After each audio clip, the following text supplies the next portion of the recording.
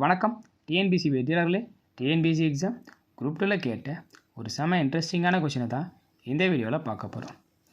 20 மைல்களுக்கும் 25 கிலோமீட்டருக்கும் ஆன விகிதம் என்ன அப்படின்ற மாதிரி கொஷின் கேட்டிருக்காங்க. ஸோ கொஷின் உங்களுக்கு பார்த்தோன்னே ஈஸியாக அண்டர்ஸ்டாண்ட் ஆகிட்டுருக்குன்னு நினைக்கிறேன். ஸோ நம்ம கண்டுபிடிக்க வேண்டியது 20 மைலையும் 25 கிலோமீட்டரையும் ரேஷியோவில் எழுதணும். ஆனால் இங்கே அளவு பாருங்களா, ஒன்று மைலில் கொடுத்துருக்காங்க, இன்னொன்று கிலோமீட்டர் கொடுத்துருக்காங்க. ஸோ நம்ம ரேஷியோவில் எழுத சொல்ல, விகிதத்தில் எழுத சொல்ல அளவு வந்து சேமாக இருக்கணும். ஸோ அப்போ நான் ஃபஸ்ட் என்ன பண்ணுறேன்னா கன்வெர்ட் பண்ணுறேன்.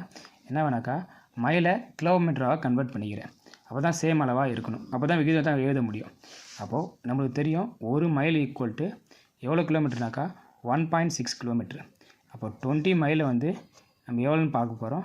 1.6ஆல் மல்டிபிள் பண்ணால் எவ்வளோ கிடைக்குனாக்கா 32 கிடைக்கும்.